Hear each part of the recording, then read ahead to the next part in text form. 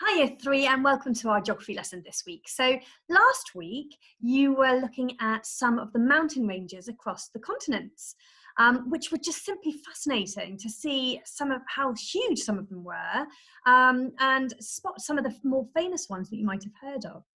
This week we're going to be thinking about how mountains are actually formed and some of the differences between the different types of mountains. Did you know there were different types of mountains? So I'm going to share the PowerPoint with you now. It's on Shobi. There's two activities to do today in the lesson. The first one is labelling the Earth's core, because obviously the Earth is made up of different layers.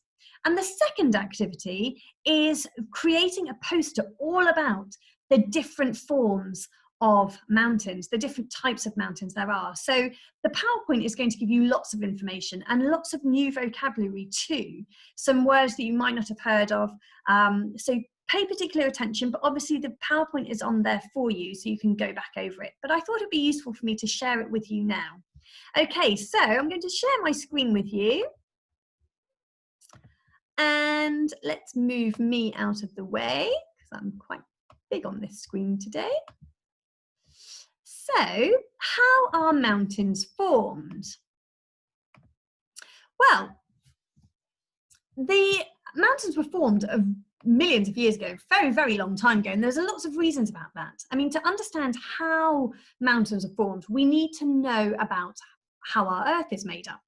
Now, our Earth is made up of lots of different layers, and we have the inner core, the outer core, the mantle, and then the actual crust, and it's the crust that we stand on, that we walk on every single day. And the Earth's crust is made up of a number of different plates. Now, you've probably heard of this term before, tectonic plates, and they are constantly moving ever so slowly, very, very slowly. It's not that we would necessarily feel that. But millions of years ago, the land on Earth used to be all together in one huge, massive supercontinent called Pangaea. Now, if any of you have ever studied dinosaurs or you have just paid particular attention to prehistoric times, you might have come across this supercontinent Pangaea before. And what happened was when this tectonic plate started to move gradually, the continents started to move too. The continental drift started happening and the continents started to move apart and drift apart from each other. So Pangaea was no more. Now, if you have a look at this map, you can just start to see some of the, well, how we're now formed and the different plates that exist. But I wonder, what do you think you might find along some of these plates? In particular, looking at the red lines, what do you think is along those red lines? Thinking back to our lesson last week.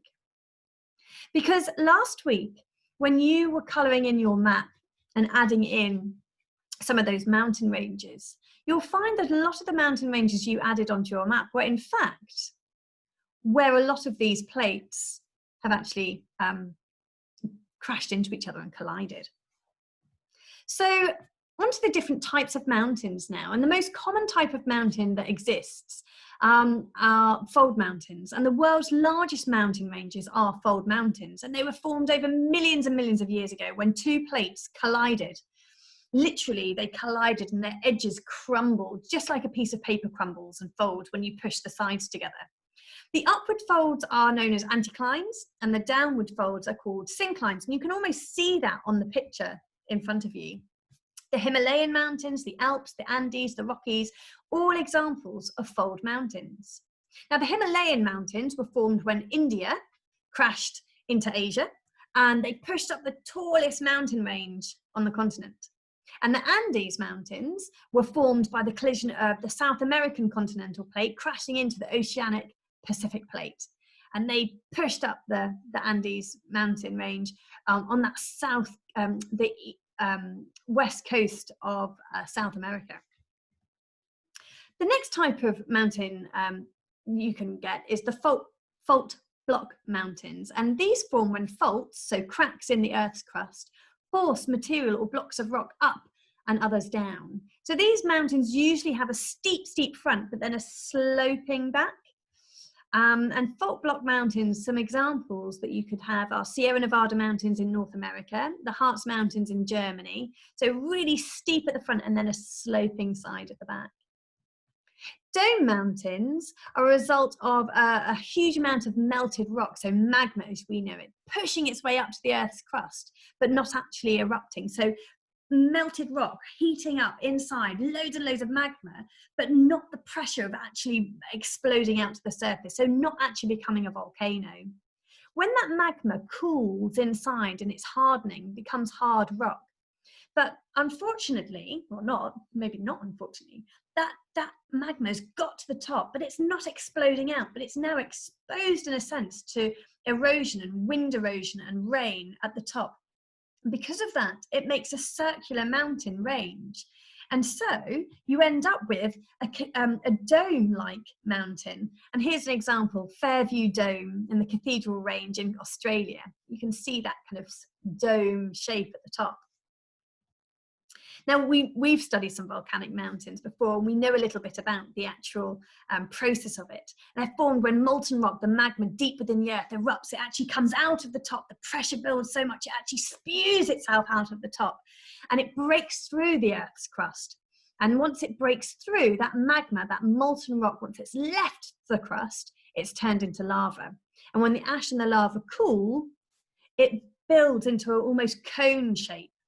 And so it ends up cooling into a cone shape like this. So if you think of Mount Fuji in Japan, Mount St. Helens in North America, they are, or they were, and they are volcanoes. So they end up in that kind of cone shape.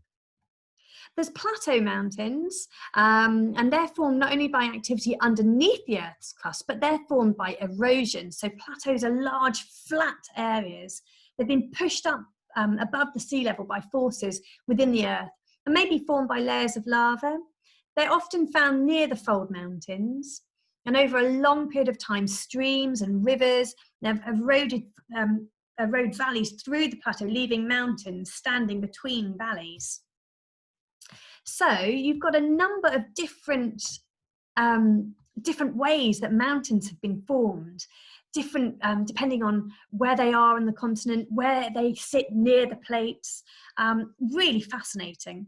Like I said, you've got two activities to do today. The first one is labeling the Earth's core and the different layers within that, so that we know where the crust is. And the second activity is to create a poster, just giving a bit of information about the different forms of mountains and how they are created. You will need to look at the PowerPoint again because some information is on there. Watch this video again if you think it was helpful, or maybe do some of your own research on the internet, or look in some books if you've got them.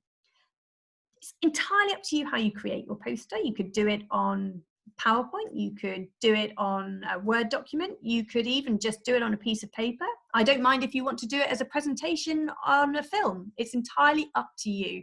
I'll leave it to your choice.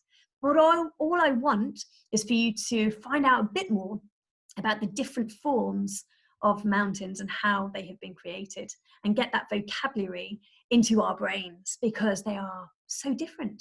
Did you know there were so many different ways to create a mountain? Have fun doing it.